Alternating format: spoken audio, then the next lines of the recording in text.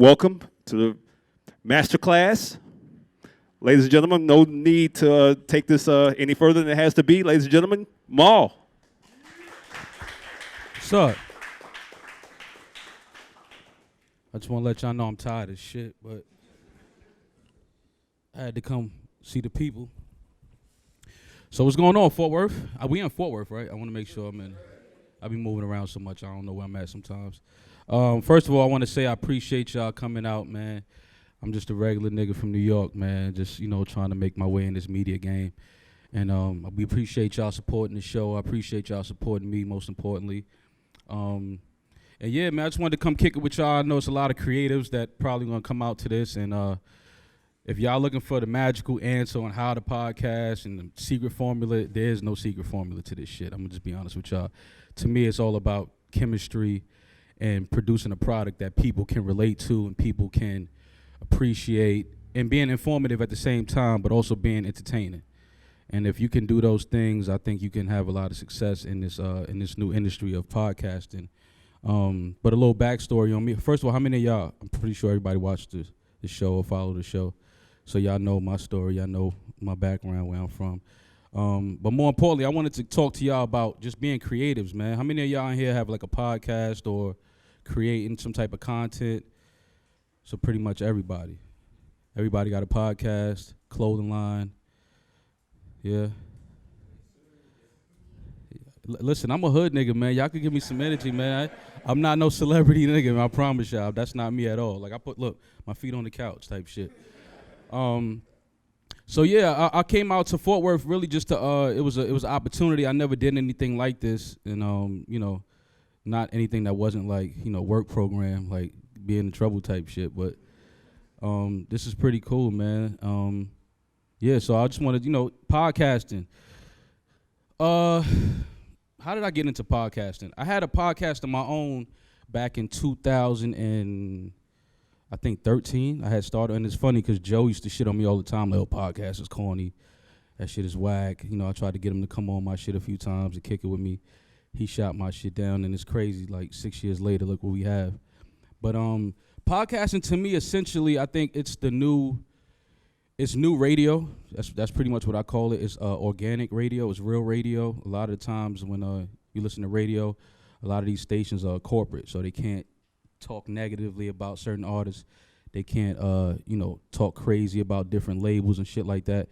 Whereas podcasting, is when you starting out, nobody's backing you. You just got a platform to get your shit off and talk your shit.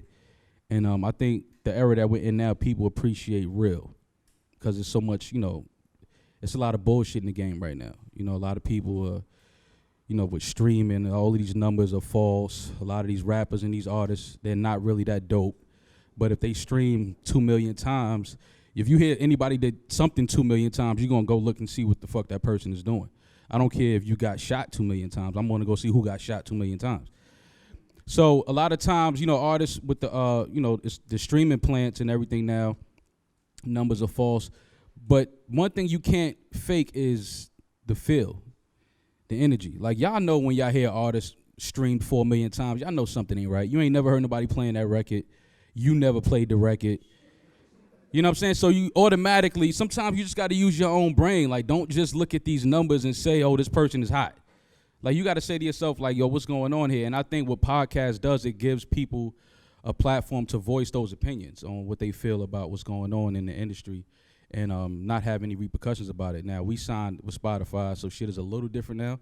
We can't be as politically correct, like, not so much with the industry, more so certain verbiage that we use. Like, we can't say certain words anymore. Y'all know the words I'm talking about. Like, they just tried to cancel me a couple weeks ago for some shit I didn't say. So it's like, you know what I mean? I'm just like, all right, I must be somebody now. Like, they trying to cancel me, whatever. But yeah, podcasting to me is just an outlet, man. It's no different from your Instagram account. It's no different from your Twitter account. It's an outlet, and you do what you want on there. You push what you want, and it just gives you a way to reach people in ways that you never thought. Like, I never thought I would be in Fort Worth talking to anybody. Like, I've never been here in my life. But podcasting brought me here, you know what I mean? And it's taken off, and it's taking me around the world. It's taking us around the world. So it's just something that I think, like I said, I never expected this to happen. Like, we essentially started this just to kick it. It was like therapy for the guys. It was like our group chat, but we were sharing our group chat with the world. And I'm just amazed that people took a liking to it and support it every week. Like, I walk down the streets of Manhattan and people ask me to take a picture. It's the craziest shit in the world to me. Like, I've been walking around Manhattan 30-something years and nobody ever stopped me. Now it's like I can't even really take the train no more. You know what I mean? Like, it's crazy. And it's all, like I said, because me and my homeboys decided to sit down on the couch in a stool and talk shit and give our opinion, our humbled opinion on what we feel the game is. And if y'all follow Joe, y'all know he's been doing that his whole career through his music. He's been talking the shit, which kind of hindered his career. Like, he rubbed a lot of people the wrong way. And those same people now, they want to come sit on the podcast. So it's like, it's funny how life works, man. It's like people just have to catch up. And I think that if you're in this room, you're probably ahead of the curve a little bit because you see where it's going and you see, you know, the landscape and how the market is changing. So I want to use this time really too to talk to y'all and get to know y'all, and any questions y'all have for me, I'm going to try to answer to the best of my ability. And I want to know a lot about, you know, the people that listen to me, because y'all listen to me every day. Y'all hear my bullshit and what I got going on. I know nothing about anybody in this room. So other than that, y'all are creatives and that y'all are going to be great in whatever it is that y'all do. So we can open the floor to some questions or, you know, anything y'all want to talk about. How you doing, Mal? What's up, man? So what is the difference between your first go at the podcast in 2013 and now? Like, what made you think, well, what do you think makes this go around so much bigger than the first one? Because I've never heard of the first one. Well, I think now, again, 2013 to 2019, 6 years is 20 years. So back then, people just didn't know what it was. You know what I mean? They didn't really understand it. And I think my nigga Tax kind of pushed it, and he put it on a level to where the average listener understood what the fuck was going on. So I think, yeah, just the time difference, man. Just the time difference. Like, it's amazing what time will do for your career and for your life. If you just, you know, you put in work at anything. You know, if you sit here every day and spin this chair around for 6 years, you're going to become really good at that. I might not come see that shit, but you'll be really good at spinning this chair around because you've put in the time and repetition.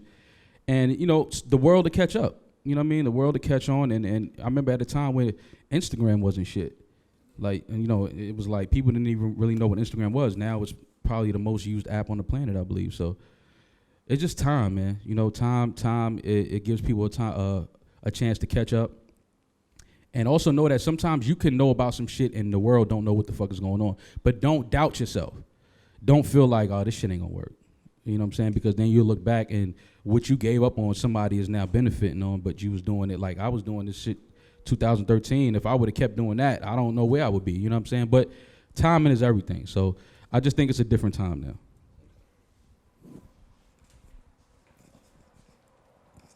What's going down, Mal? John Jay with the Social Hustlers. Okay. I know you mentioned, you know what I'm saying, you was talking about being PC or whatnot, now that y'all signed to Spotify.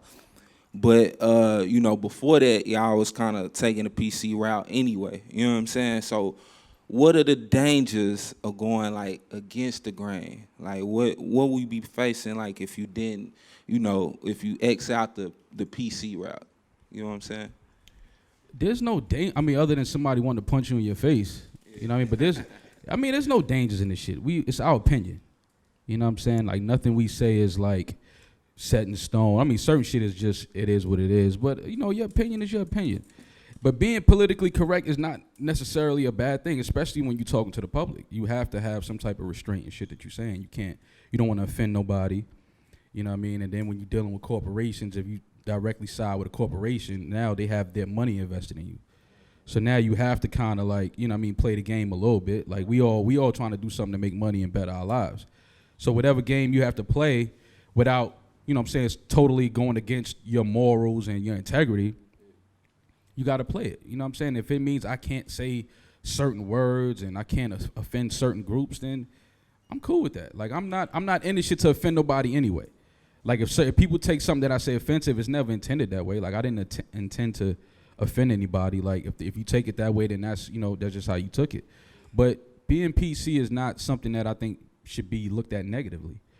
Like you have to move with respect. You know what I'm saying? I want to respect everybody. I don't care what walk of life you from, what color. Like I want to respect you. I want you to respect me. And and if we could find a way to do business and entertain people in the middle of that, then it's beautiful for everybody. How you doing, Ma? What's up, man? Paris from the Kings and Queens podcast. Okay. My question to you is, what are some deciding factors that you should consider before getting sponsorship? Some deciding factors that you should consider. Yeah, before getting sponsorship, like Attaching yourself to brands that you believe in. I mean, if it's not something that you do in your life, like I wouldn't say, don't force nothing. Like I've had brands come at me to do like alcohol ads and host parties across the country for like $50,000, but I don't drink. So how fake would that be of me to be in a party tomorrow? Yo, drink this. I don't drink. You know what I'm saying? So another dude would have heard $50,000 and he would have ran to it. You know what I'm saying? But I'm looking at it like, okay, 50 grand and y'all want me to do 20 parties? Like that's basically $2,000 a party. Like to some people that's great money. I mean, to me, I'll take $2,000 to go party myself, but it has to be something I believe in.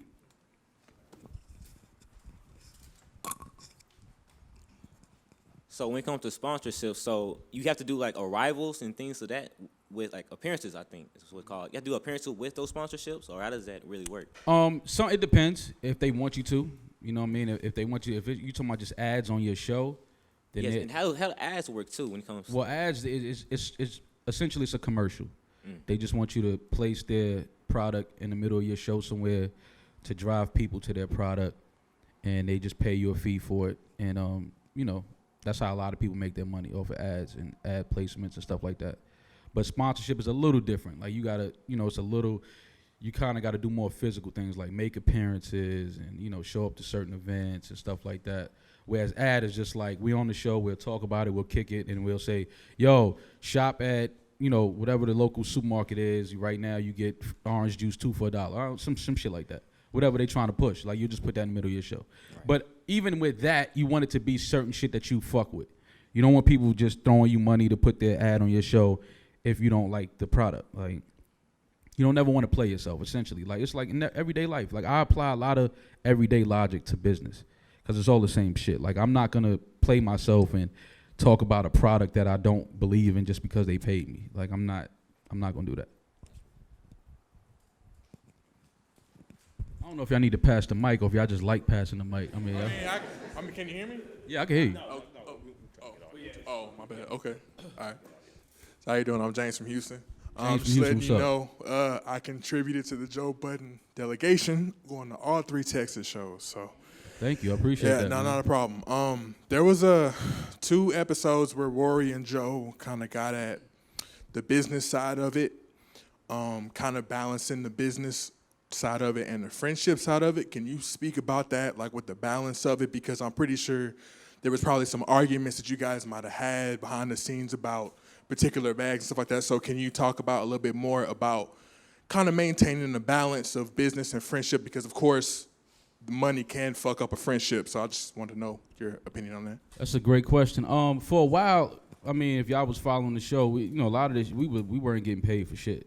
It was just something we was doing once a week, and it was therapy. You know what I mean? It was like, I got some shit I want to talk about, and we just go talk about it. But in that, we all have our personal lives, and we all got shit we trying to do. So it's hard to get everybody on the same page, and it's hard to get everybody to believe in one thing and go after a certain goal when life, like real life, gets in the way. Like if I got bills to pay, it's like I got to go over here and get this money. I can't record. Like I can't dedicate myself to the podcast because I got real life is in the way. And this is just like essentially a hobby at this point. We just doing this for fun.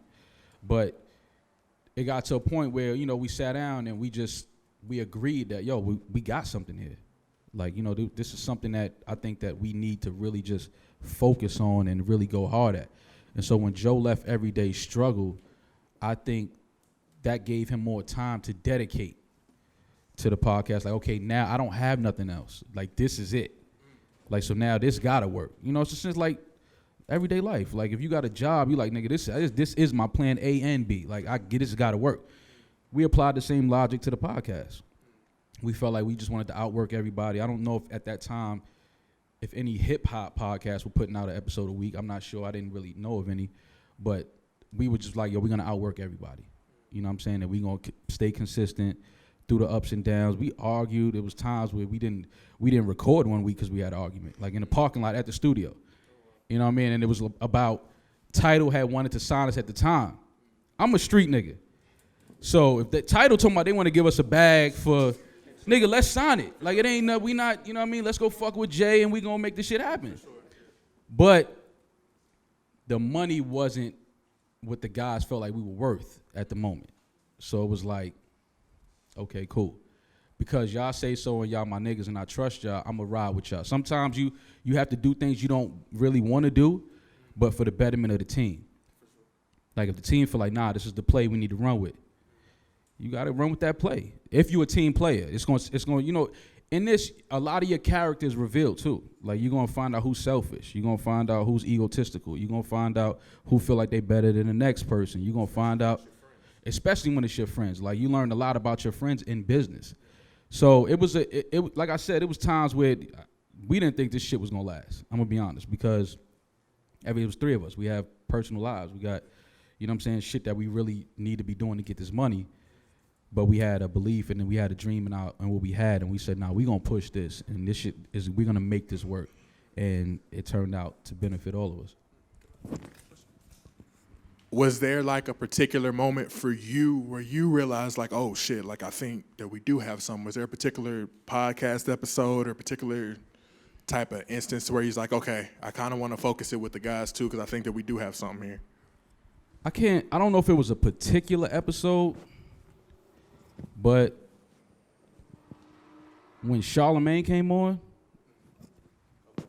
like, and you know, a lot of people killed me because they know the history with me and Charlamagne, and I wasn't real talkative that episode, but it was a reason for that. Like, I felt like he was gonna come in there on some bullshit, so I applied too much street shit to business.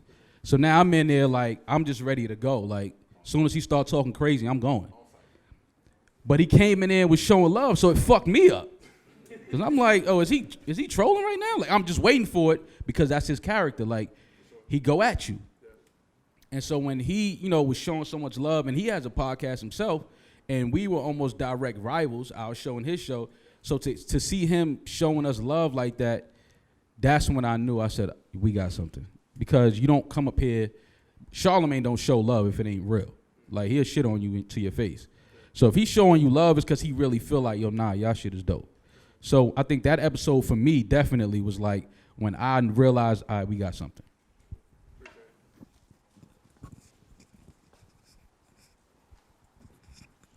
What's up? I'm Jerry from the Come Kick It podcast. What's up, man? That much. So you seem like a pretty reserved type nigga, you know what I'm saying? And you know how long do you feel like it took you to find your voice on the podcast and like get comfortable with opening up? Even though Joe talk shit, say he don't know much about y'all, shit like that. How long do you feel like it took you to like get comfortable and open up a little bit? It took me a while, man, because I'm naturally, you know, people don't. I'm talkative in my circles. Yeah. Like, I don't, if it's, you know, too many strangers around. Like I said on a couple shows ago, I got social anxiety. Like, I don't trust nobody.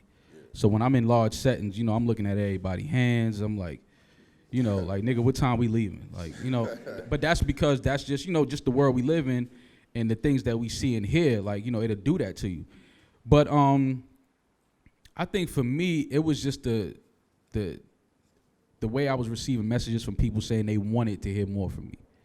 And that they loved my personality. And I'm like, I'm not even giving y'all my personality yet. Like, honestly, you know what I'm saying? It was like I'm here kicking it with my homies and we having a good time, but I'm not, y'all didn't really get them all yet. You know what I'm saying? So when people said they wanted more of that, and then Tax called me from jail and he basically cursed me out. Like, yo, what the fuck you doing, man? Like, you got to go after this shit. You got to show them this ain't you. And so that was like, all right, you know what? Let me stop playing with this shit and let me start. But again, I have to be reserved because I'm sharing the mic with other people.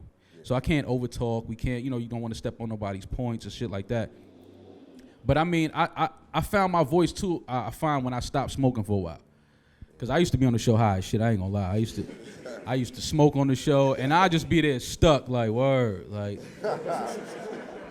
You know what I mean? So then I was like, you know what, let me stop smoking. So I stopped smoking for like 8 months, and that really helped me a lot because it was like, I got so much shit I want to talk about now. Like, let me just go. You know what I'm saying? And I think it was one episode, you know, I was talking to my homies, and we was having a conversation about a basketball player that shall remain anonymous. He said some dumb shit, and we was on the phone talking about it, and I was just like, yo, fuck that, man. Like, I'm tired of this sucker shit that's going on. And that was one episode where I really went off, and that was really me, like, because there was a lot of shit I was holding back. Because it's like, you don't want to pour so much shit out there. But, again, people wanted that. So I was like, all right, cool, fuck it, I'll give it to y'all then. So, you know, it took a while because, again, I'm not, this wasn't something that I thought I would be doing. And then when you start looking at the numbers and the people that's listening, and you like, holy shit, like 1 million people listening to us? It was crazy to me, you know, just the thought of that is scary, you know what I'm saying? So, but again, people saying they wanted to hear more from me and that they, you know, they love my personality, and then I was like, this ain't even really my personality yet. I was just like, and then on top of that, Tax calling me from jail, pressing me. It was just like, all right, cool. Let me, you know, really get into this shit. So I can't remember the exact time, but it was definitely around like last January, February, I think. And I really started like, you know what, let me take this shit serious. It's Sam with the Come Kick It podcast. I just want to ask, like, how do you feel about like product placement before the sponsorship? Because, like, you know, sometimes we might drink on the podcast. We got a video podcast, too. So us putting the product on the table or wearing certain products. They paying you for it? Nah. Fuck that's what I'm that. saying. That's Fuck all I need that. to hear. Yeah, nah, don't give nobody no free look, man. If it ain't your crew or somebody you directly know and you helping out, Coca-Cola don't need you to put their drink on the table. They good. You know what I mean? They eating. It ain't. Like, I try to stop doing that even with water. And a lot of water companies started reaching out like, yo, we want to do this, do that. And I'm like, all right, well, you know, cut the check. If not, I'm going to keep pouring this water in this red cup. And y'all could think I'm drinking vodka, whatever. I know I don't drink. I'm drinking water. So, but, you know, you can't. The thing is, you got to understand that you're a brand. Like, and they going to come to us for the cool shit. Like, I don't know if y'all know that. Like, all these corporate, you could drive past any store, just look at the way they're presenting the clothing. Look at the way they're presenting movies now. Look at the way they're presenting, like, even online, like, you have corporations talking like they're part of Black Twitter. Like, it's like, what the fuck is going on? But that's because they got to come to us for the cool shit. See, for years, they tried to cut us out and made us feel like we was invisible and they wasn't looking at us. And all the time, they paying attention to us because it has to come through our culture. It has to, for it to be stamped cool by the world. Like, we're the most influential culture on the planet. That's just a fact. Like, you go to China right now, they know every lyric to every dope hip-hop record but can't speak English. That should tell you something, you know what I'm saying? Like, we have the most influential culture on the planet. So now, even if you're only getting 5,000 views a week or 5,000 views a week, listen a week on your podcast, don't look at that number. Just still know that you're a brand and that you are influence to somebody, somewhere. It's just that the masses haven't caught on yet, but you still got to maneuver like you're any of these big corporations. Like, you have to, because you are a brand. And that's the thing. We just got to change our thinking. That's all it really is. Once you change your thinking, everything else will fall into place. Yo, peace, man. What's up, man? Yeah, I'm Cool Breeze. I'm from Fort Worth. I'm a hip-hop artist. Big fan of the show. I was listening on the way in, and Appreciate that. my question was, what's the difference between registering and, you know, the publishing and of like music as far as, you know, as podcasts and stuff? Like, how do y'all, like, the royalties and stuff, how do that divide up between y'all? I mean, that's still something that the podcasting world is trying to, because it's essentially new as a business, where you're talking about corporations investing millions of dollars into it. It's a little different from being an artist as it is a podcast, but I believe it is moving toward that. Like, I think that it should be like that now. Like, I feel like it should be a Grammy nomination for podcasts. That's just me though. Like, it's a genre. It's a, you know, people come to it for music, they come to it for information, they come to it, you know what I mean? So it's like, why not make it a genre or nominate it for a Grammy? Because you are streaming it, you know what I mean? You are downloading it. So it's like, it's the same rules when it comes to getting music, but they don't consider it music. You know what I'm saying? So it's a lot of, like, the business part of podcasting is still being worked out. It's a lot of kinks that they still trying to fix. But I think in about 2 or 3 years, it's going to be very similar to like artist contracts and publishing and royalties and shit like that. But essentially right now, I believe it's just like you sign with a company. They tell you this is what we're going to give you. And, you can add things in your contract. If it's ads, we want a percentage of this, that, and the third. But it's still a little different from having an artist deal, though.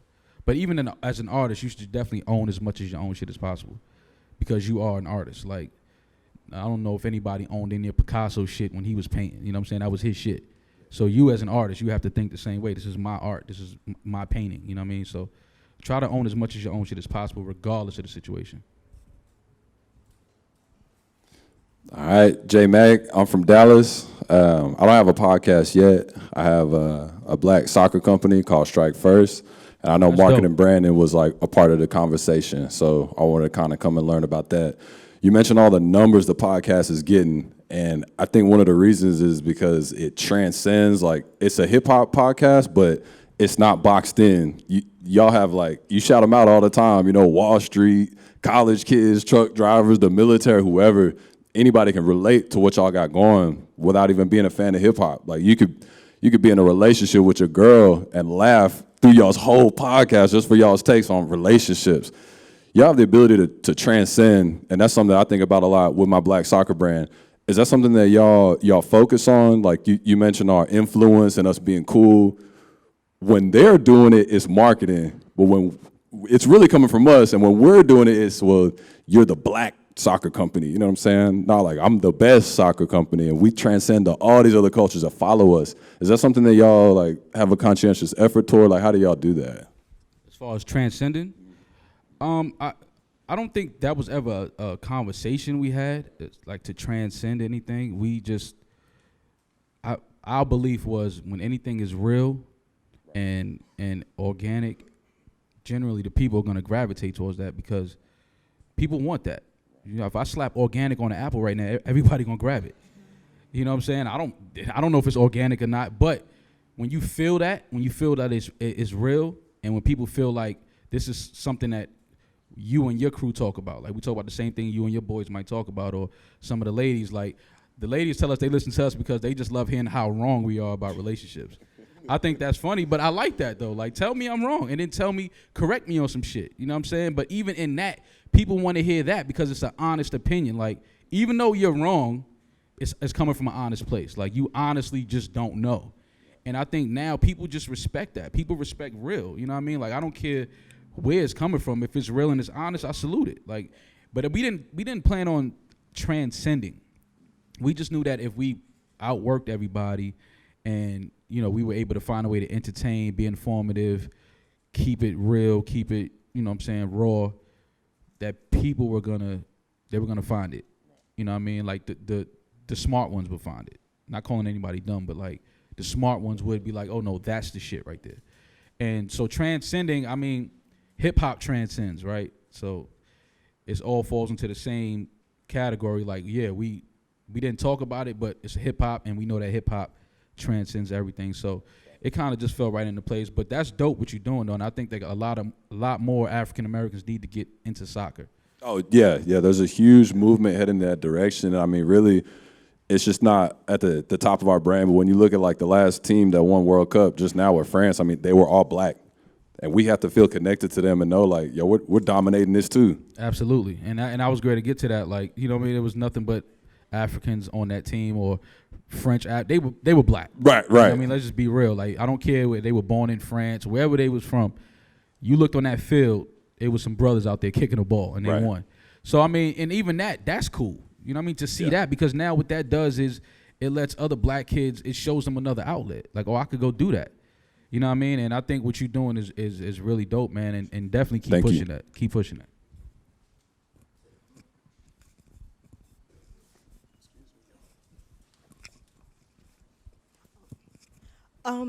So I have a podcast, and it's called Not Another Rant or whatever. And I was Not Another Rant? Yeah, Not Another Rant. I like that name. Thank you. So I was wondering, like, I just started out. I don't really have like a big social media following or anything. So like ways to market, because I'm a broke college student too. So like, what are some ways to market my podcast to a wider audience than just my friends from school, or like just my parents or people from church? Like, how can I like market it to wider audience when I am broke?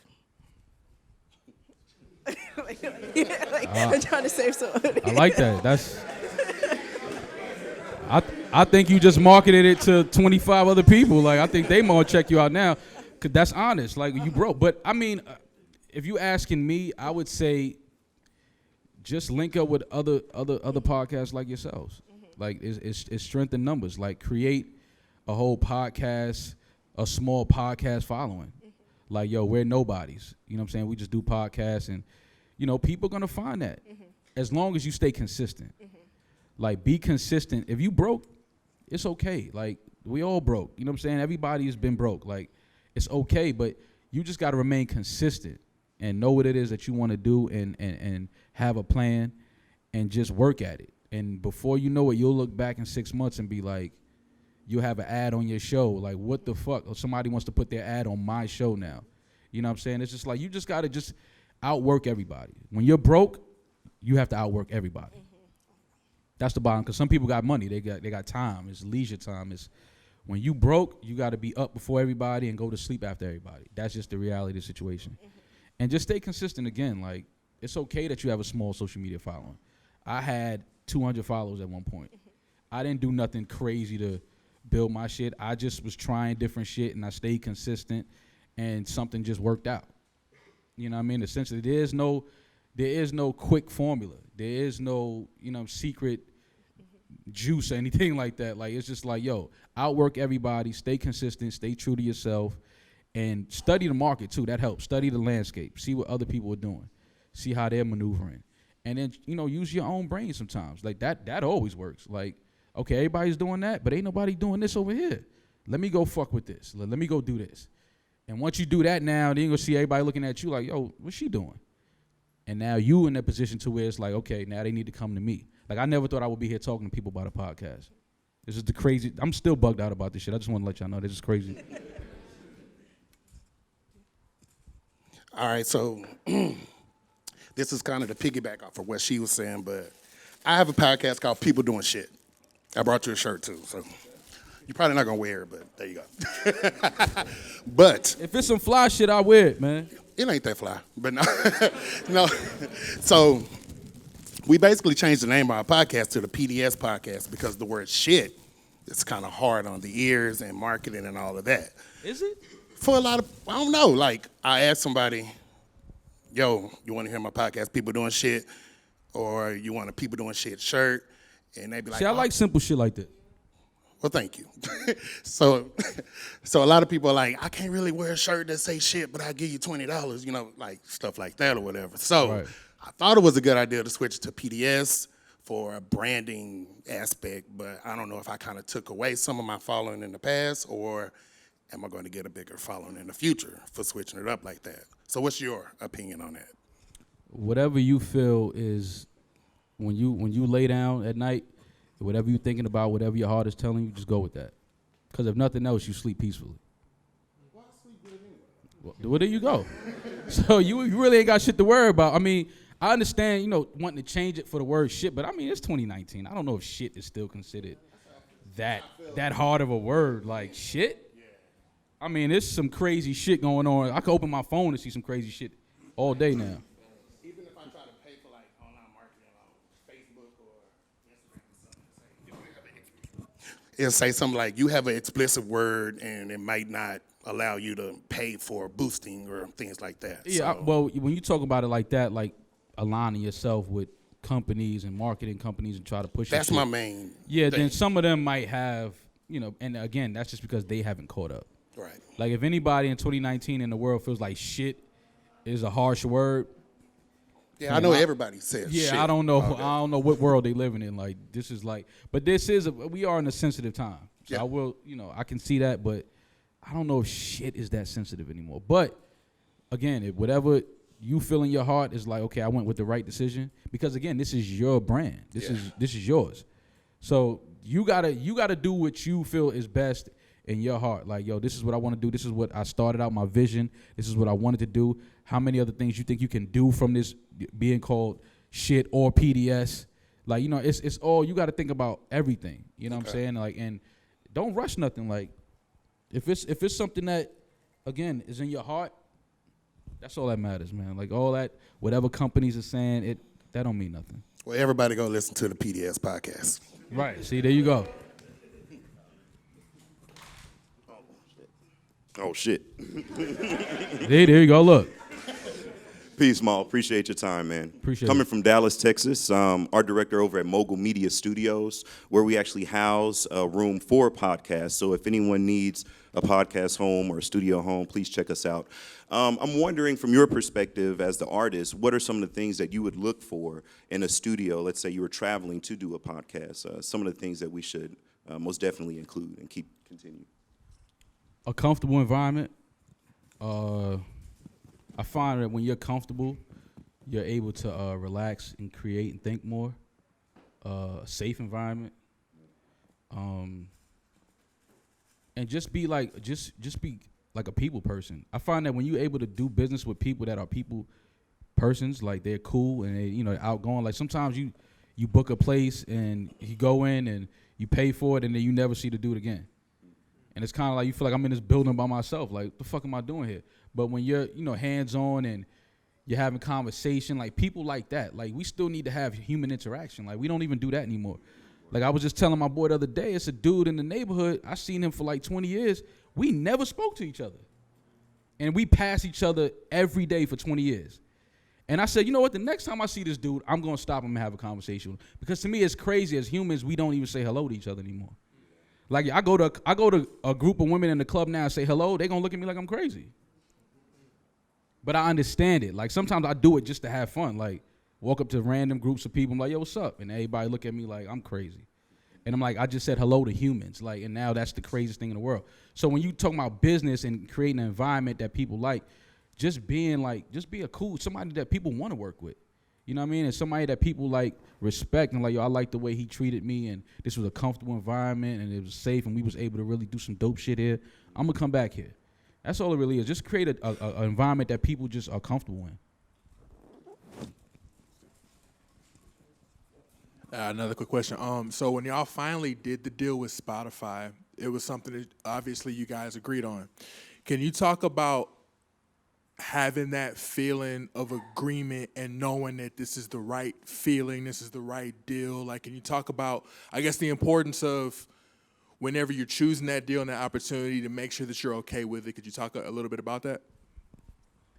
Well, with Spotify, they seem to be very invested on the future of podcasting. And, whenever you can align with a company that big that's saying, this is our next project. Like we want to dominate the podcast world. We want to house the biggest podcast. We want to put $300 million into building a infrastructure strictly for podcasts. When you start hearing CEOs talk like that, you like, if anybody's willing to put that much money into something just to see it through to the future, that sounds like somebody you want to do business with because they're dedicated. Anytime you dish out that amount of money based on a new toy, you know what I'm saying? It's like, okay, this person is serious and they're dedicated and they're in it because they have $300 million or $400 million invested. So now they're gonna see it through. So you want to align yourselves with people that are dedicated to the same goals. Like they want to win, they want to dominate, they want to be number one. And being around that type of energy, it's only gonna force you to stay on top of your game. Like you don't want your CEO to be slacking or the person that's in charge of the company to be slacking because it's gonna feel like, yo, what are we doing here? But now when you see the CEO is like, yo, listen, this is what we gotta do. This is what I'm about to go out here and do. I'm about to go get Spotify popping in India, and you're like, oh, he ain't bullshitting. Like he really trying to get this shit going. Like, and he getting into beef with Apple. It's like, oh, he okay. Like he don't give a fuck. I like people like that. Like, yo, he got all this money and he's still like, man, fuck them. Okay, cool. Like let's rock with him because he's somebody that is passionate and he's somebody that is willing to help further this whole podcast movement. So essentially, that was like the no-brainer. Spotify was like that they were dedicated. This is what they wanted to do. So it was like, we fucking with Spotify. Yo, I got a question real quick. It's actually a two-part question. What's, I guess, more or less like, how do you guys go about creating the content? Like, going into the episode, do you guys have like conference calls? Do you guys have some kind of a group chat? Is it something that you guys are working on in advance before obviously doing the episode? And also, as far as like the music placement on your podcast. Hold on one second. The music's crazy. That's my shit right there, though. Hold on, we good. Whoa. They jamming out there. Oh, they got that. They got that Tupac. All right. So about as far as the content going into the episodes, how do you guys go about developing the content? Do you guys have like conference calls or whatever or something along those lines? And how do you guys go about placing music on the podcast? Like, all you guys have your own picks? And if an independent artist was to want to get placement on the platform, how would that go? How would you go about doing that? We definitely don't have conference calls about what we're gonna talk about. It's like you have topical shit, right? That because one thing I hate doing is talking about somebody else's business and gossip. Like I hate that. Like I cringe when we have to do that. But I understand the space that we're in. We kind of have to touch on certain things. I would rather not talk about none of that shit. But we have a wide audience. Some of them want to hear our opinion on certain things, so I understand that. But as far as picking topics, it's certain shit that happens, throughout the week that we like, okay, we gotta talk about that. But then a lot of the times it's just like I just think about shit every day that I think people talk about amongst themselves and in their households and in their circles, like that I think they would want to hear us talk about because they talk about these things. So we just, throughout the week, we just write notes down on our phones, some shit we might want to talk about, and then once we get to the studio, we just throw the ideas around like, yo, this is something I want to talk about, and we'll figure out if like, oh, yeah, that's dope. Or if it's not, we're like, nah, we don't really want to touch on that. And as far as music, I get so many people sending me shit. It's like, it's crazy. I can't even listen to half the shit people send me. But sometimes you find gems in there where it's like, oh, this person is dope, or this record is dope, and we just grab from that. And we dedicated the Saturday show to kind of bridging the gap a little bit from our younger audience to, the early 90s or 80s or early 2000s, records. I play records sometime that Rory look at me and be like, that's not people know that record. I'm like, no, you know that record. Like, I played the Nori joint earlier today, and people was hitting me like, yo, I never heard that before. And I'm like, what? Like, some people think Nori just started podcasting. Like, no, seriously. They think like, yo, he just started podcasting. They don't know, like, he was like a real big figure in hip-hop, and especially coming out of New York. It was like, you know what I mean? Like, that was Nori. You know what I'm saying? And that record in particular was like a big record back then. But that was my point to Rory, saying like, yo, you know these records just because you dug back in those crates and you went and found those records. But a lot of these people that listen to the show and follow the show, they're younger, they just never heard that record because the region they're from didn't push that record and they didn't push that artist. So it's all about just finding a medium to kind of please everybody.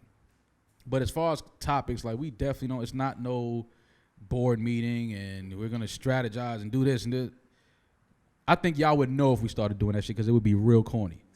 That's just my opinion. Like, and I don't want to do shit. Like, they tried to, like, Joe tried to do that. He tried to come over there with that state of the culture shit. Fam, this ain't that. Like, this ain't state of the culture. We ain't having meetings. Puff ain't in here with the whiteboard. We ain't doing that. This is like niggas on the couch talking shit, giving our opinion no matter how crazy we sound, and that's the bottom line.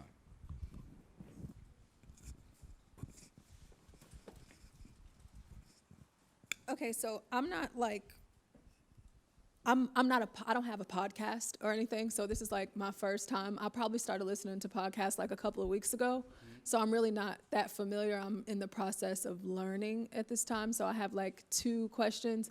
So kind of to piggyback off of what the young lady in college said, I don't have social media, so like. Do you have Instagram, a boyfriend? No. Okay. I don't have like Twitter, Instagram, stuff like that. I don't have social media. So if you want to have something like a podcast and you don't, this may sound really stupid because I know it's 2019 and everybody has social media, but like if you want to have something like a podcast and you don't have social media, is it possible to like have a platform without social media? And then the second part is, if you want to have a podcast, do you have to have like, does YouTube correlate with that podcast? Like, do you have to have YouTube and your own podcast, or can you do like one or the other, or is it better to do both? The first question, I think it benefits you having social media only because you can reach so many people. Mm-hmm. You know what I mean? Like it will only help. It's not going to hurt you to have social media. So I would say, I mean, if you're able to pull off a dope podcast with no social media, you're dope. You know what I mean? Like whatever you're talking about, how you're delivering it is phenomenal. But I think that social media helps. It helps people find it because everybody's on social media. So it helps people find it. It helps people follow you and follow what you're doing and fall in love with you and your brand and your show. As far as YouTube, I just think that YouTube is, because we're such a visual people now, like we need visuals. Mm-hmm. And I think that helped our show. Like, you know, we were doing great numbers audio-wise, and we still are. But when people could see you now, and they could see your reaction, and they could see, you know, emotions and just the energy between people, I think that draws them in more, because it's like, you know, people we just want to see, like, we want to see what's going on. We want to see who you are, you know what I mean? And we want to see how you look, and we want to see, you know, because it helps us fall in love with the person or the show more if we like the visual. But when we started the visual, I mean, I hated it. I'm gonna be honest, because now it was like, not only do people know me for my voice now they're gonna know my face. And again, I'm such a private, you know, laid back person. I hated the idea of doing YouTube. Like I didn't want to do it. I was like, fuck. And that's why for a long time I wore hats, and I always had my hat low, and I would try to, like, however I could say, like, yo, they don't see my whole face on this camera. I was like, I was thinking stupid shit. But my point is, I didn't get it. But then after a while, I understood that that's just another lane. Like, a lot of people, sometimes I sit on YouTube, I go in there for 10 minutes and I look up and 3 hours pass. Mm-hmm. Like, I go from watching a video to how to fit an egg in a Pepsi bottle. I'm like, how the fuck, how did I get here? You know what I'm saying? But that's what YouTube does. It draws you in. So when you're able to put yourself on that type of platform, people find you by accident. You know what I mean? They're like, oh, what is this? You know what I mean? And then after them looking at it, they're like, oh, this is pretty cool. Like, they'll either subscribe or they'll remember it. They'll come back and they'll look at it again, or they'll recommend it to somebody, send a clip to somebody to go watch it. So, I mean, YouTube, it definitely enhanced because it's visual, and we're such a visual people now. We want to see things. We want to be able to touch things and feel things. And I think that it would only enhance it. Like, YouTube will only enhance your brand because everybody's on YouTube. So so if I have YouTube and I don't, because I'm not tech savvy, I'm not really good, I just text, you know what I'm saying? But like, if you have YouTube and not like all that other stuff, do you think that helps, or you still need all that other stuff? It all ties in somehow. You know, social media, YouTube, because now you can connect your YouTube to your social media. You know what I mean? And you can connect videos of your YouTube. You could actually place videos on your Instagram page, and people will see funny clips, and they'll be like, oh shit, I need to go see that whole episode. And then they'll click on your YouTube link and go straight to your YouTube page and watch your old videos. It's just all about keeping things integrated, and it makes it easy. You know what I mean? It's like, instead of having things just one thing, you have everything right here in this group. Okay, thank you.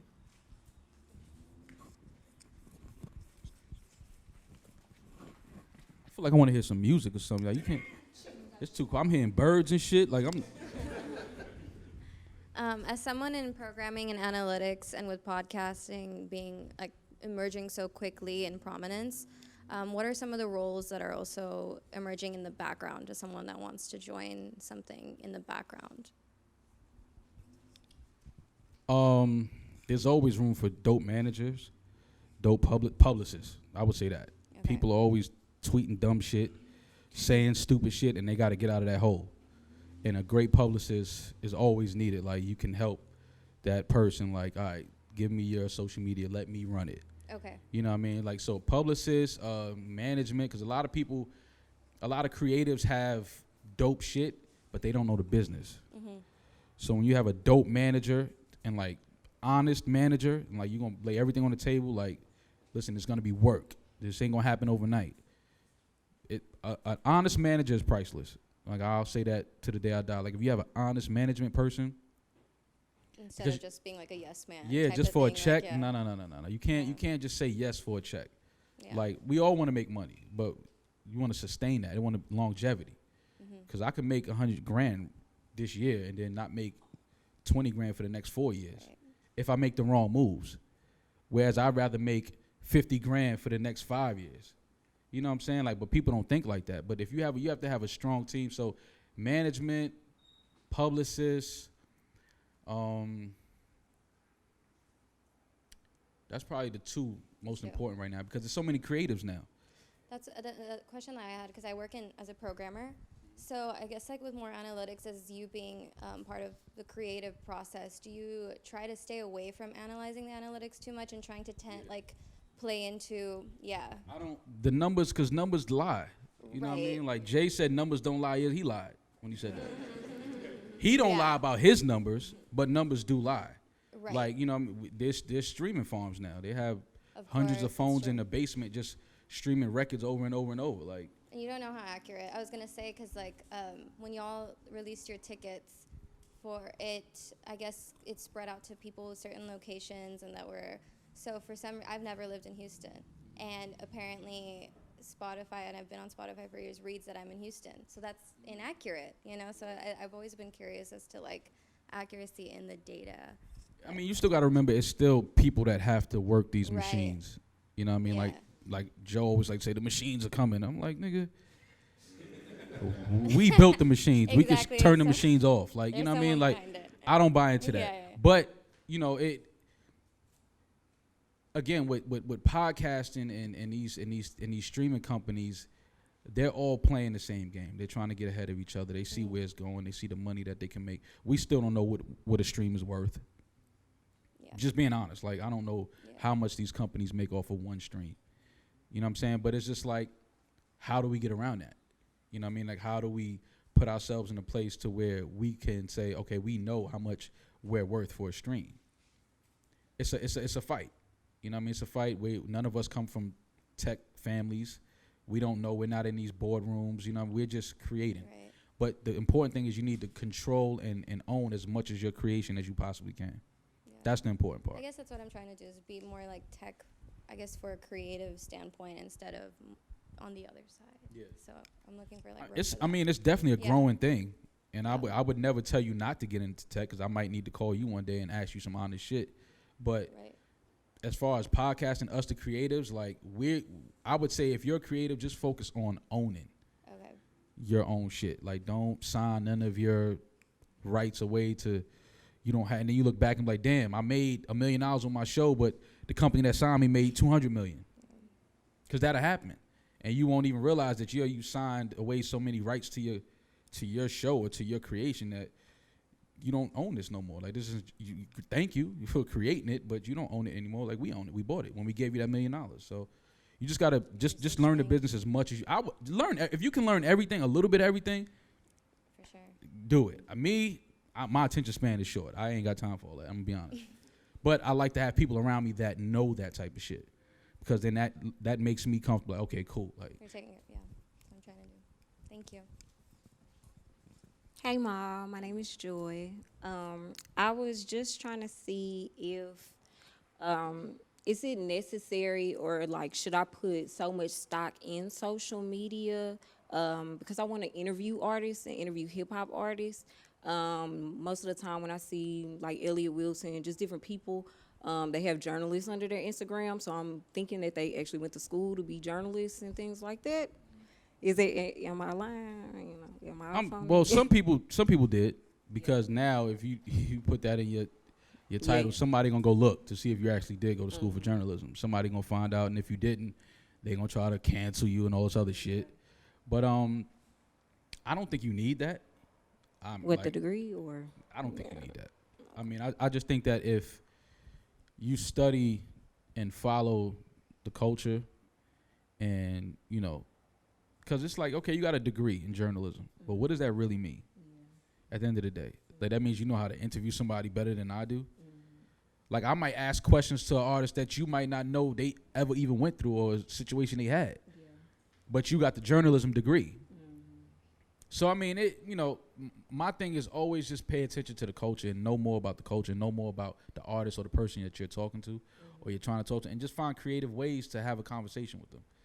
Try to find creative ways to, because people don't like to feel, like I don't want to feel like I'm being interviewed. Yeah, it should be like.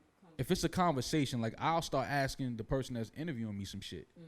You know, just to make it feel like a natural thing, because when you sitting somewhere and somebody just grilling you, sooner or later, you're going to be like, all right, fam, why you want to know all this shit about me? See, I'm not trying to be like advice and who is it? Vlad TV, the incriminating. Yeah, nah, I don't fuck with Vlad. Yeah. But that's all I had. What's going on? My name is Blaine. I am an engineer, producer, and artist as well out in Houston. So I work for a label out there, but I also want to get out and build my own platform. I don't want to be stuck there for forever. So my question is, how do I approach podcasts or just really somebody that is out interviewing, or really just sitting down with people like that do my work or just want to create content, and that helps me out as well. So how would you approach somebody that does? I'm not sure if I understand the question. Like, how would you approach a podcast? Like, how would an artist approach a podcast? Say, hey, I would love to come on a show, without it being so upfront, I guess. How would you approach an artist? Yeah. How should you approach an artist about coming on your show? Well, how would an artist approach a podcast? Like, how should? I think, artists usually approach podcasts that they like, that they essentially have like a fondness for. Like they trust that this person that they're gonna sit down with isn't gonna start asking them some crazy shit. It's gonna be fun. It's gonna be cool, informative. The person knows what they're asking and is educated on what they're talking about. But I don't think that it's any particular way of what an artist should do or how should an artist approach a podcast. Because honestly, I don't really think a lot of artists pay attention to podcasts, honestly. Like, I think they just have somebody on their team that's saying, hey, this platform is hot right now. You need to get on here and promote some, which is why we don't do a lot of guests. Yeah. Because you have radio for that. Like, if you want to promote your album or promote your movie or your sneaker, whatever you got going on, cool. Like, we not really trying to do that here. We trying to do something different. Like, I want to sit down and ask artists some, wild shit. Like, yo, like, who cut your hair in that video? Your line look crazy. Like, that's the type of shit, just shit that I want to know about. Like, I don't care about what car you driving. I don't care about how much your jewelry costs. That don't do nothing for me. You know what I mean? I'm going to ask shit that I sit home and I looked at you on the TV and I thought to myself, like, why would he wear this? Like, I'm dying to sit down with J. Cole. And I fuck with Cole. Like, I fuck with Cole, but he has to tell me to my face why he let GQ dress him like that. Like, he has to answer that, man. Just be a man. Just, listen, don't give me no industry shit. Why did you put the sandals on? With the socks. Yeah, like, it just, I didn't understand that. Like, as a hip hop dude, as a J. Cole fan, I never expected him to go there. Like, I knew once he went dread on us, I was like, okay. You know what I mean? I get it. But when you go sandals with the socks, we got to have a talk. Because now it's like you all the way gone. Like, I don't even know, you know what I mean, where you from anymore. But I feel like artists, they want to do that, but it's still like they're afraid. Like, they don't want to come sit down with us because they feel like, we're going to put them in a situation to where they're going to look crazy. Like, a lot of artists are like, I talk to Fab. I'm like, yo, what's up when you coming on?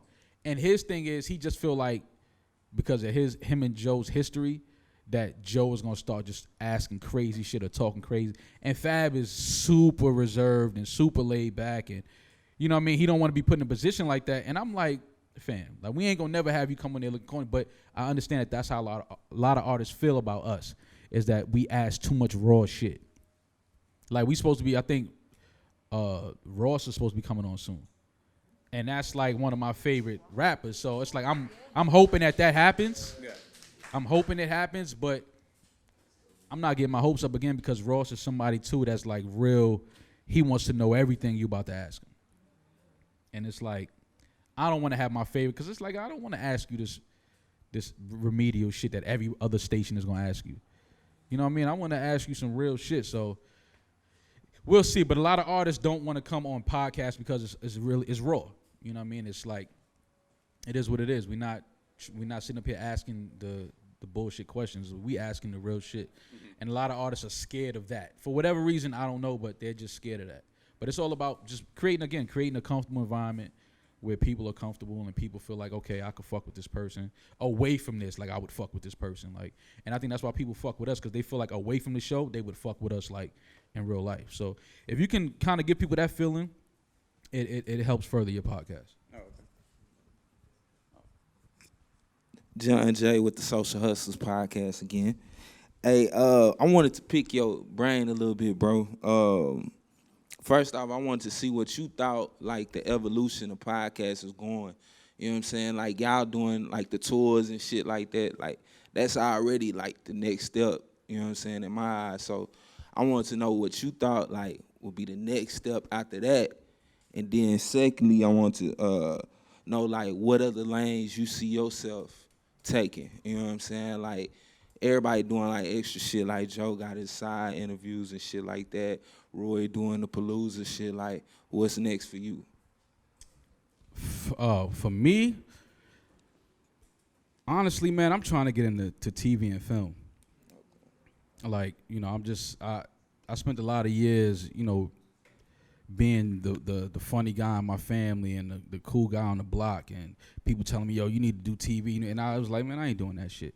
But now I see that it's real. It can happen. So I think that, you know, I stopped closing my mind off to shit. I want to try everything. I'm going to be honest. Like, it's not a lot of shit I won't try. Only because a podcast is doing things for me in my life that I never thought it would do. So it's like I got to look at that and say, this is a sign. Sometimes you just got to try shit. You never know what your calling is. Like, I could be the greatest actor in the world, but I don't know because I never tried it. You know what I'm saying? I could be the greatest painter in the world, but I don't know because I never tried it. So until you get out there and say, fuck it, I don't care who gonna laugh at me. I don't care who gonna think what about me, because they gonna talk about you regardless. So when you get in your mind that, yo, listen, I just want to try something, and if it don't work, at least I know I tried that and it didn't work. Let me move on. So for me, I'm willing to try everything, man. I want to get into TV, film, sports, commenting. I want to get into all of that shit. Like, so it's just like, and it's not as far fetched as it seemed before. Because now these different outlets are opening positions and opportunities to people that they weren't doing 5 years ago. Like, now they understand, like, okay, we need to bring some influencers in, some cool people, some people that are going to push this into the future. And they're making it easier to get in. Now, once you're in, you got to deliver. That's the only thing. You still have to be somebody that people want to listen to and watch and enjoy and are entertained by. But for me, yeah, I'm willing to try pretty much anything, but I want to get into TV and film though. The evolution of podcasts. Even with the podcast, like, I feel like what you think is next, like even like after the tour and shit, like where you see it going. For us, I feel like we could be doing Broadway. Yeah. Like, I feel like we could write out a Broadway script and, you know, base it around our lives and how we have a podcast, and because I think each of our lives are that entertaining and that like random, and how we came together and have one of the biggest podcasts in hip hop history.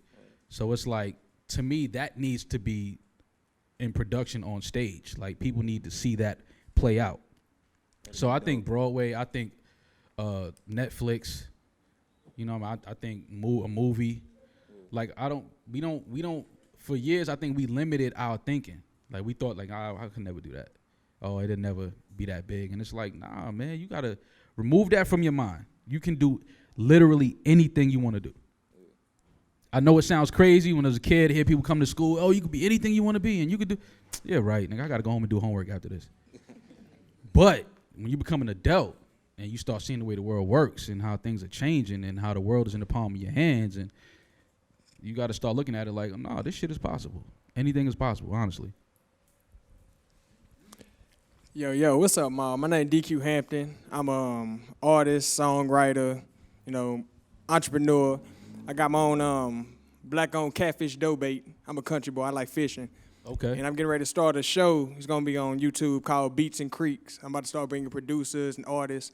We're going to be out there fishing, smoking a blunt, talking, getting stuff together. That sounds like some shit I will watch. All right, already. Thank you, brother. Thank you. One thing I want to say is what I love about you, Ma, is that you just show, I guess, the growth and believing in yourself and the growth and just being naturally you. And it's like I've been watching the podcast for a whole minute, like even before you even got on there type stuff. And you always get like the most improved player. Like I remember when you stopped smoking weed that episode, bro. That was crazy. You was talking like a motherfucker. I was like, this is crazy. That shit was not like, we remember that shit. Like you understand people listen to your voice double time. I listen to the Spotify, then watch the YouTube type shit. Like, that's just how it is.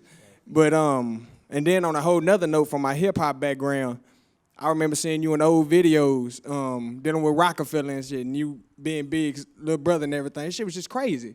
So, I just want to say that I respect you understanding your growth and not limiting yourself like you were saying, because you can do anything now. You're going to pop up on a TV show. You're going to pop on the award show, even though that's not you, but you're not limiting yourself. And I want to say I respect that, brother. And on a whole nother note, I got something for the sleepers. I got a track for the sleepers. So thank you. I appreciate that, no man. problem. Thank you.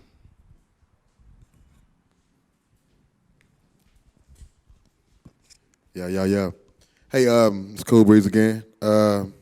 So I hear on the podcast y'all say like the CDs is dying out or whatever. So how would somebody, how do you advise somebody like get their music out? Besides like, so would you take like flash drives, you know what I'm saying, or like the cards with the scans on it? Like what, you know what I'm saying? What what pushes you to go, okay, let me go check that out. I just met him, boo, boo, boo. Like if you did come to a show, like, I want to hear more of that or whatever, like, so without a CD or something like that, how would you, you know what I'm saying, hear the music? I mean, CDs, I don't even know where to play a CD anymore. Yeah. So I'm saying, like, how would, as an artist or something, like, how would we, you know what I'm saying?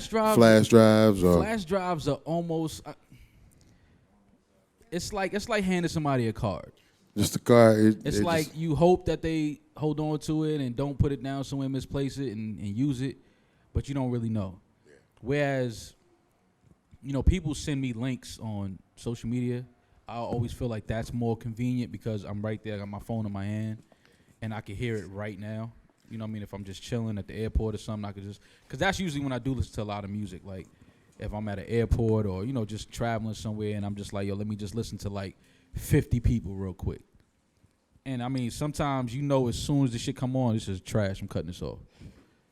Or this is not polished yet. Like it's like, it's like you can hear it. Once you listen to music enough, you can tell from the first 3 bars. Like, okay, I don't believe this person already. I don't believe what you're saying. If I don't believe what you're saying, I'm not listening. That's how I listen to music. Like I gotta believe you, because if you writing something and it's coming from you, I should feel that. Like that's my first introduction to you. I don't know you, so if I'm listening to your music, I should know you within the first minute. Like, okay, I know who this person is. I can feel this. This is real. So I would say sending links is you have to make it as convenient as possible. Consumers are lazy. Like the way we consume shit, even Instagram, like we look at something for 3 seconds, probably less than that, and scroll. So that's showing you where our attention span is at. Like you sit on Instagram and you just look at something, scroll. If you like it, tap, scroll, and it's out your mind. Like you don't even think about it. But you have to make it to where while people have their phone in their hand, you can give them whatever it is you're trying to give them. Like they need to get it right now because they might not come back to get it again. So if you hand me a flash drive, I can't promise you that I'm gonna go home and put that shit in my laptop. I can't promise you that.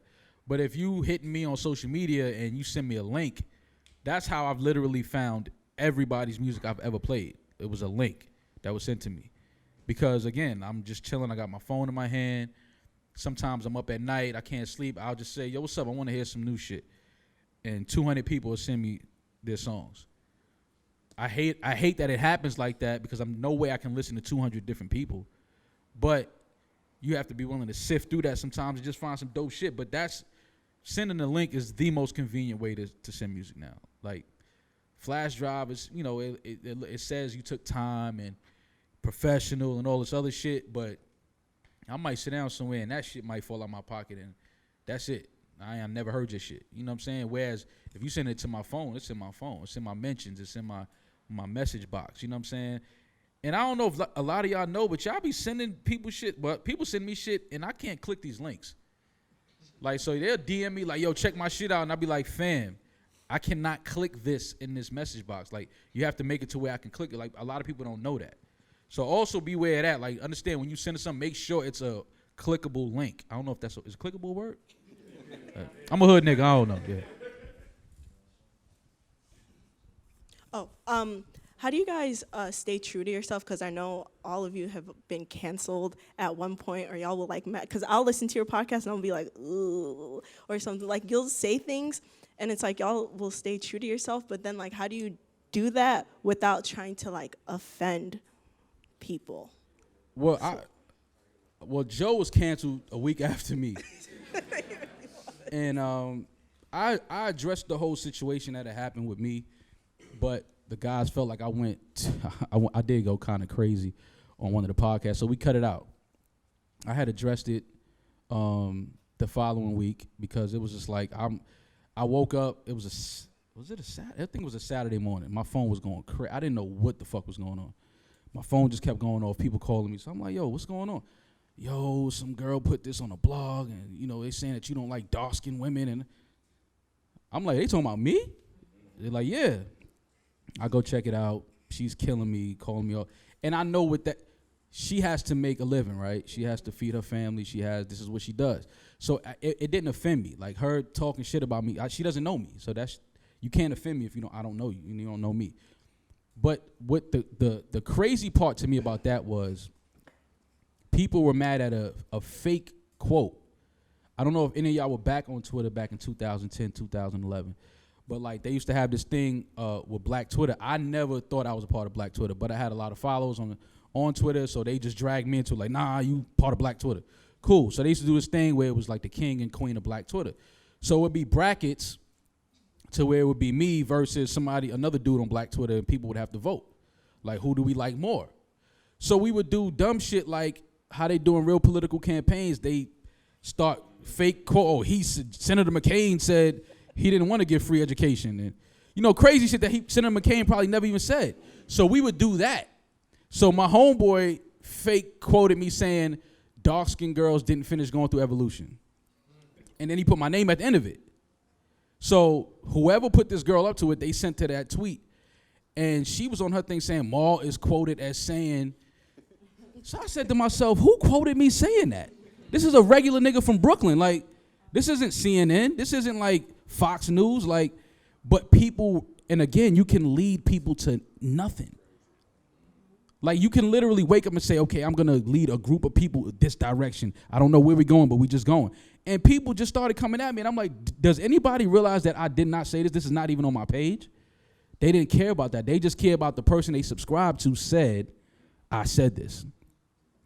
So whatever, I addressed it because I knew I had to, because, they were hitting, the CEO of Spotify started emailing us like, yo, we seeing something going on right now. It doesn't look too serious, but we let's get on the email, let's get on the call. And I'm just like, all right, they really trying to get me canceled. And I'm a regular nigga. I'm like, is it a slow week or something? Like, y'all came for me? I just got in this shit. Like, so it's like, but again, I addressed it. And, I said what I had to say, and it made a lot of sense. And people would have gotten it. And even somebody, I could apologize, but I can't apologize. For one, I can't apologize for some shit I didn't say. And for two, I can't apologize for a time back in 2010, 2011 when you would say shit on social media and everybody laughed. It was okay. We weren't in this sensitive era. Dark-skinned girls laughed at that. Like, you know what I'm saying? And it's not like saying that it's right.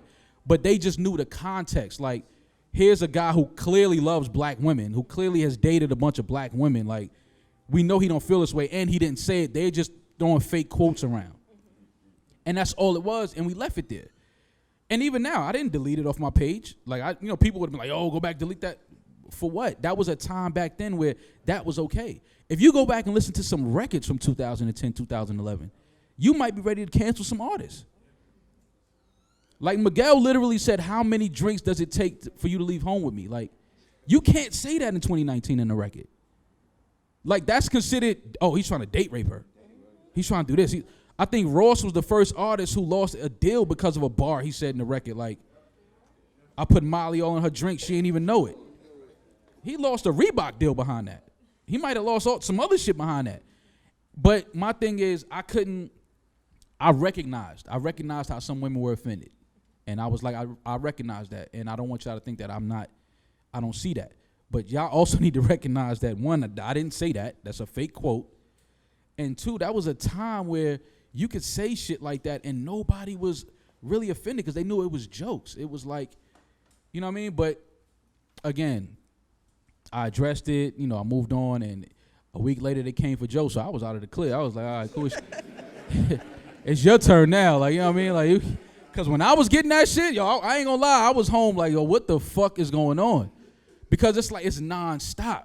It was like, I'm talking about people was like threatening me, yo, when you come to Miami, we gonna kill you, and I'm like, nigga, what? Like, I didn't say that. Like, but it's, you can't explain things to people when they don't want the explanation.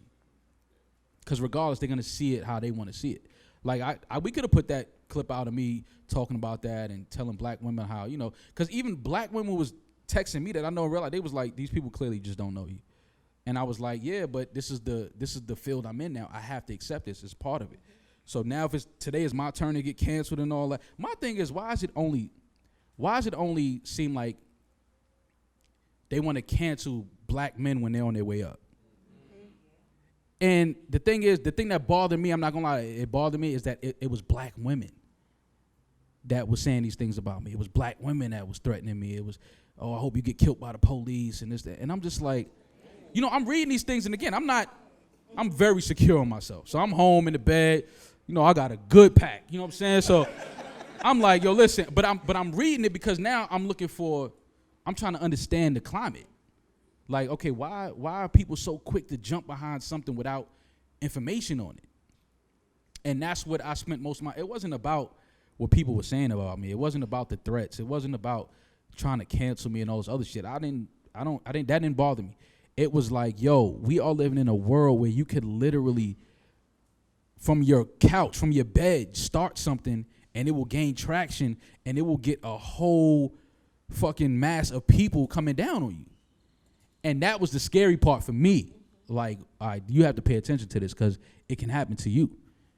And again, I mean, it was something that I think most people kind of looked into and was like, oh, this is bullshit. But then you got your others that still wanted to, and there was a lot of fake accounts and shit like that. But the cancel culture is something that you have to be very careful with. It's a dangerous thing. It's a very, because I have a whole deeper theory behind it being like a whole bunch of white money behind that shit. But that's a whole nother masterclass. We ain't gonna do that here today.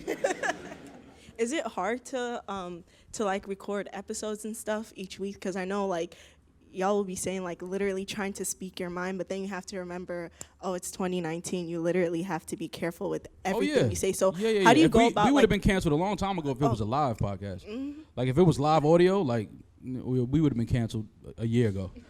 Trust me. We've said some things. We slipped up and said some shit where it's like, yeah, let's go back and cut that out. And Savon, he sits on the side, and that's his job to kind of that's his job to kind of just get the time stamps of when we say, because you don't want to stop us while we in the flow. Mm-hmm. But he'll sit there and he'll hear certain shit, and then he'll mark down the time stamp like, yo, let's go back and listen to that. That may come across offensive. Some people might not like that, and that's essentially how we clean it up a lot. But when I went on my rant, they was like, yo, we feel you, but we got to cut that shit out. Because I was letting everybody have it. That's just me. So what's going on? You're a very happy guy. Yes, thank you. I appreciate You it. smile a lot. I like that. I try to give positivity out to everybody. I want everybody to have a appreciate good day. that. So how much will I need to invest to get a 20-minute appearance from you on the Kings and Queens podcast with home-cooked food for your crew and for my grandmother, by my grandmother, and she cooks great. So your grandmother's she's a cook. Yes, and my mother as well. So you're asking me how much what? How much do I need to invest to get you to do a 20-minute special on the Kings and Queens podcast? You don't have to invest nothing, but if the food is nasty, we gonna fight. I got you. Hey, now we in this thing. Hey, you ain't gotta pay me for that. If it's free food, I'll come eat. I got you. But if gonna it's link up. nasty, we gotta go in the back and we gotta square up. Hey, I got you. But we gonna make it work. No problem. What's up, Mom? My name is Jeff. Me and my boys got a podcast. It's called Putting People on Game. My question is this. So I understand that people consume media different ways. Some people use Spotify, Apple, YouTube, whatever the case may be. Is it advantageous? Because I look at the analytics and study this stuff. Like I'm a numbers guy, even at my 9 to 5. I can see that our home or our numbers on Apple are like booming. Like we on the charts. And it's kind of like mind-blowing because it all happened really quick, but the numbers are different on Spotify. But I put it on every single platform. But, my question is, does it make sense to just be on one thing so we look more attractive to other companies? That way we can build some type of partnership.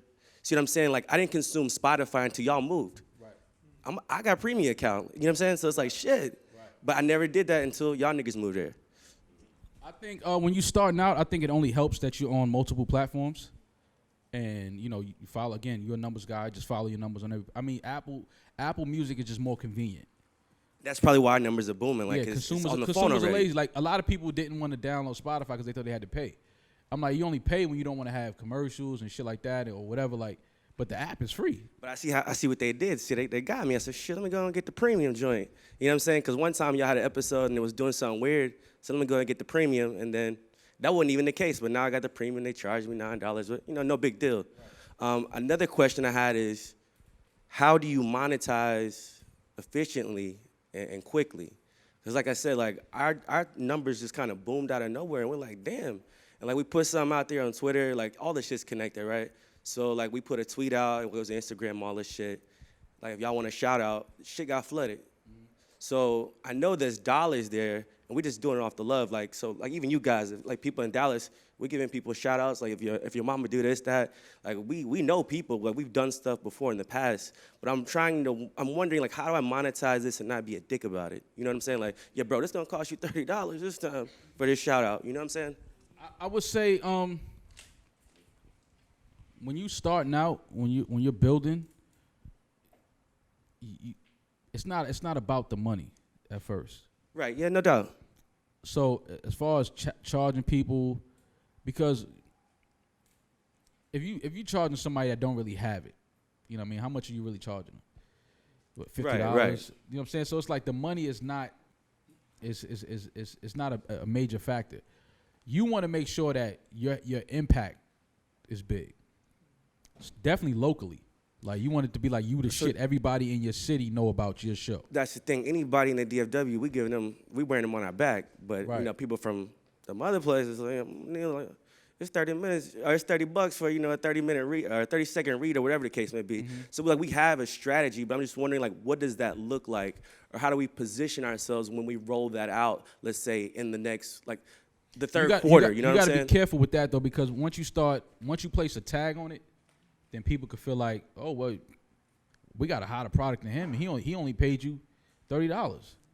Like you know what I'm saying? So what we gonna give you 20 because our product is hotter than his, or we hotter than them. And then now it's like other brands look at it like, oh, they accepting little bullshit $20 ads, $30 ads, like when it's a company that can give you $50,000 and it not hurt them. But now because you set your bar so low, that's where they gonna come meet you at. So I'd rather not take nothing and just sit back and take offers. Got you. Like how much you willing to pay? So how do you get yourself more market exposure? Because like for instance, like with my 9 to 5, like I do marketing. I know how to do like MailChimps, SEO, all kind of stuff. I know how to get stuff to people. But how do you get even more? Like how does that look? Like do you just stay consistent and do what you do and just pray that more people will come, or what? You got to stay consistent. stay in people's ears. Are y'all on YouTube?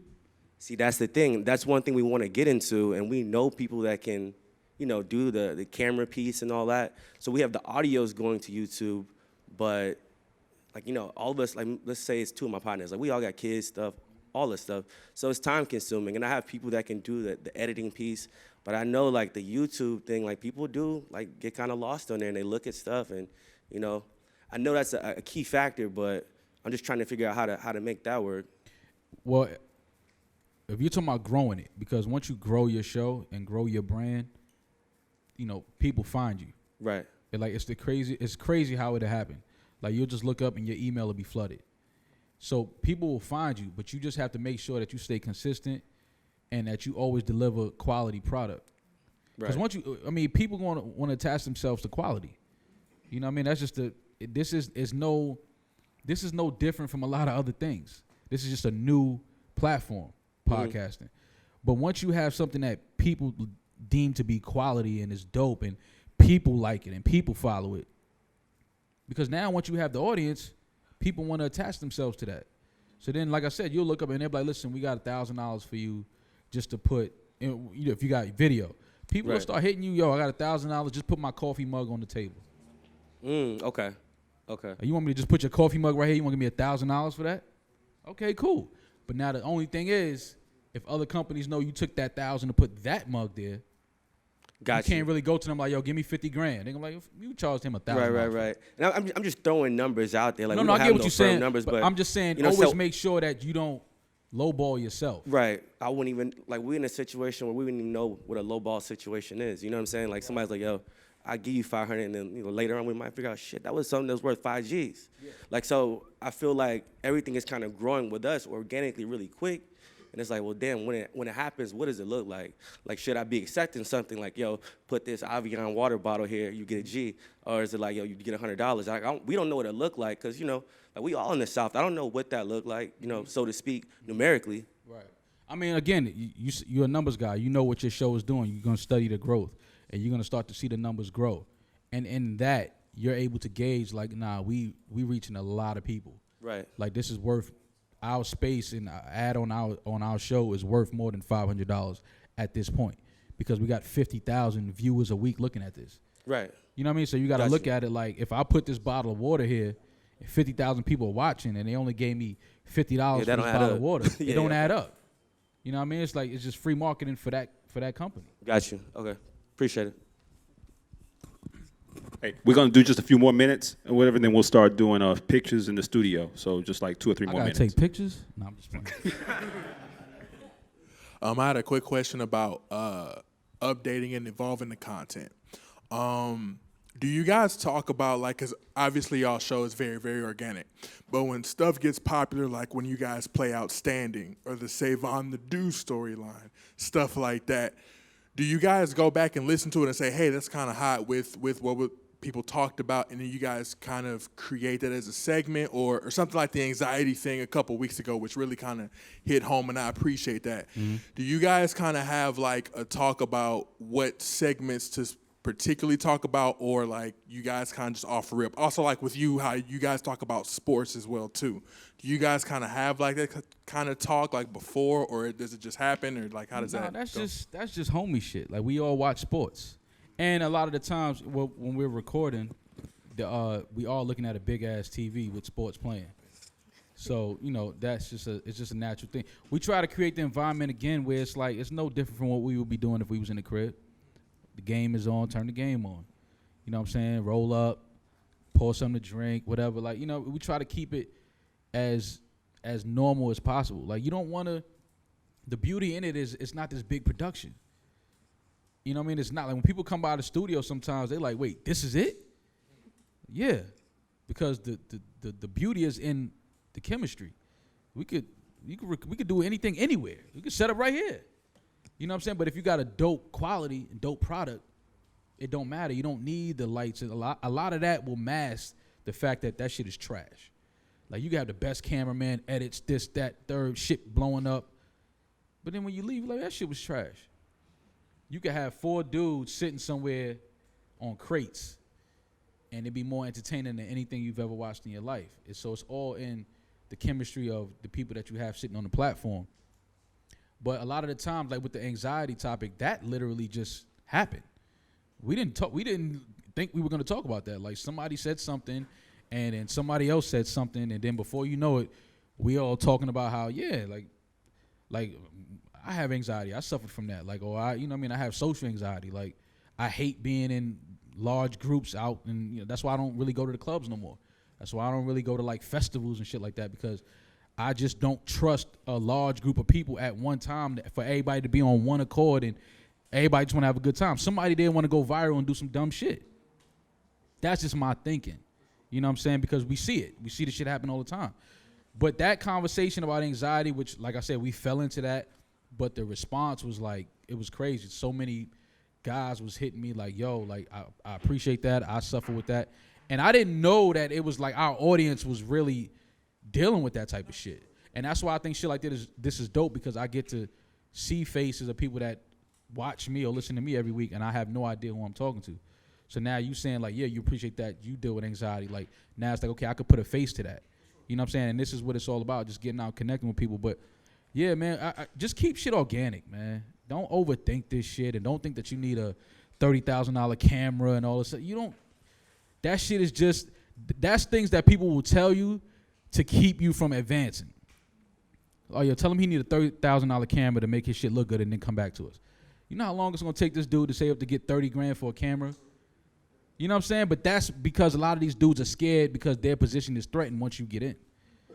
You know what I mean? Like a lot of these label dudes, I'm telling you from experience, some of the biggest CEOs in the world are fucking stupid. They just have money.